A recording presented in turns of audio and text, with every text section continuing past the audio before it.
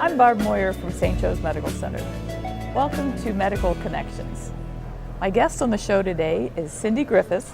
She is an international board-certified lactation consultant. Cindy, thanks for coming on. You're welcome. My pleasure. Today we're going to be talking about family-centered care. What is family-centered care? Family-centered care is a philosophy of care that defines pregnancy as wellness, and the family is really the deciding factor of who decides what the family is and their informed decisions and that kind of thing when they take care of making decisions. So give me an example. What type of decisions are we talking about here? How they want their labor to progress, the choices of pain medication, whether they use the Whirlpool tubs that are available, who comes to their labor and delivery. Families are not considered as visitors. Okay. Support people, siblings, grandparents can visit anytime they want. They can have as many visitors as they want. It's really their decision. So how is this different than the old style of delivery? Years ago, it was all about the nurse. With technology, it was what the nurse wanted, what the nurse needed to do. It was about what the physician's orders stated. Now it's really a collaborative agreement between the patient, her physician prenatally, and then oftentimes they come with a decided plan in mind, whether that's a written or just things that they have in mind that they'd share with their nurse. And we try to see that every mother and her family have the kind of birth she wants. So let's talk about the birth without being too graphic. What is the layout? What does the room look like? We have 9 birthing suites, each with their own private bathroom and a Whirlpool tub for labor support in there that a family can use. The father certainly can use it after the fact. We have family space designed right in with a huge pull-out sofa that she can have somebody sleep there with her. Mm-hmm. We have beautiful pictures on the wall where all of our gases are hidden. So it's state-of-the-art technology, but it really looks like a bedroom when she first walks in there. Okay, so does everything take place in the room? It does. Unless the mother would have a cesarean section, she would be moved to a bathroom area, a room that has a walk-in shower. That's for her convenience. Mm-hmm. Otherwise, they stay in the same room from admission to discharge. But all the equipment you need is in the room. Absolutely. If you see our beautiful pictures, if you slide them up, all the medical gases are hidden behind there. Once the baby's delivered and everything is safe, then those are all put away and tucked away. And we have closets, and the room is designed so that there's a nurse closet for all the medical equipment, the monitor, which we can actually see all 9 rooms from the bedside. Mm-hmm. So there's central monitoring in the room, and then we have a armoire for the family to use. So it's quite, there was a lot of thought went into the planning of the suite. If there is a problem, maybe the baby's not breathing right, maybe he's too small, is there a neonatal intensive care unit? Yes, we have a very nice developmental care NICU that has soft carpeting, soft lighting. It's not noisy at all. Mm-hmm. And there are 6 beds in there. We have a board-certified neonatologist that's there, and we love her. Her name is Dr. Pakti. Once the baby is born, the equipment all goes away. How is that different than 20 years ago? Well, evidence shows that the baby really does much better if they're within 5 feet of their mother. So that's how our plan, our philosophy is designed, using the evidence.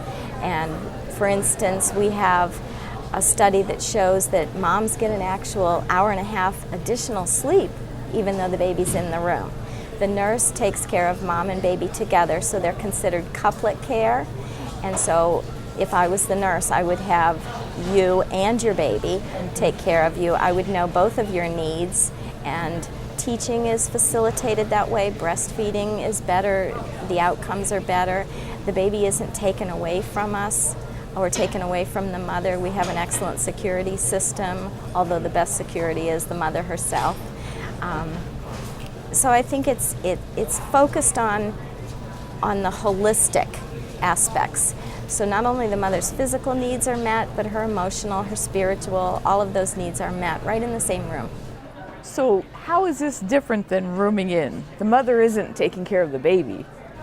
True. Just because the baby's in the room doesn't mean the mother's expected to do all the work. The nurse is there to support her, whether that's, for instance, if she had a cesarean section and can't get out of bed that first day, we would do most of the care, unless of course the family wants to participate. We've had lots of dads learn how to change diapers for the first time. We've had lots of grandparents give a bath, you know, so those kinds of things. But it's all what the mother decides. It's how much she needs and how little she wants. Depends on her. How about waking moms up in the middle of the night to see if they're sleeping well? Does that still occur? We do make hourly rounds. So we will peek in, there's little night lights in the room, and we can see if the mom or baby is sleeping or whether they're awake and need anything. But we don't wake them anymore. We have guidelines and parameters of how we need to check on them, but we kind of tailor that to the mother. So we'll say when we do the assessment at the beginning of the shift, if she's awake, we'll do the assessment for mom and baby. And then we'll say, you know, I'm going to check on you periodically throughout the shift, but you tell us what you need. For instance, how many teaching videos have you watched? Do you need help with learning how to bathe your baby? Tell me a little bit about your needs. And so again, it's very individualized care. How does all this help when the mom is ready to go home? These moms have seen their babies for 24/7, and so they have a good idea of how that newborn's going to act once they go home. Years ago when we had an old nursery and the nurse took care of the babies all night long, these poor mothers went home and they had no idea that sometimes babies are more awake at night than they are during the day. Okay? So it facilitates having a realistic approach to parenting. I think a lot of parents have said to us, I feel much more confident. Mothers who've delivered in both styles, had a baby with the old nursery system and this system, they say we feel so much more confident taking care of our babies. Many times now the baby can be discharged right from the NICU. How do you help the moms prepare for that? They are. Occasionally we'll have a baby that will come back to the mother, but for the most part they're delivered or discharged right from the NICU. We do a lot of the videos and the teaching on the floor when the mother's a patient, and if she goes home before then the nurses in the NICU pick up that, even though they're not really taking care of the mom, they still treat it as a couplet. So they do additional teaching. She knows how to take care of her baby.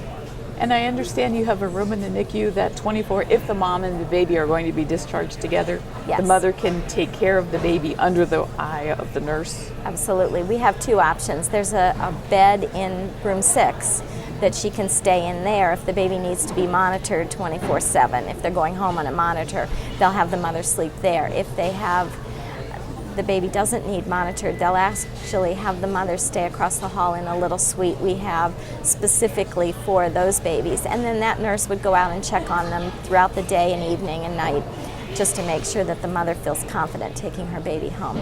They have unlimited access to their babies in the NICU. What kind of responses are we getting from our moms? Patient satisfaction's never been higher. They really enjoy being part of the team. You know, it's a different philosophy. They're active decision makers, and they're using informed consent based on the evidence, not how I practiced 30 years ago. You know, God forbid if I taught people how to breastfeed like I did years ago, it may not have been as successful. We use a lot of the evidence, but patients are so happy. They really like our process. Cindy, thanks so much for coming on and talking to us. My pleasure, Barb. Thank you for watching Medical Connections.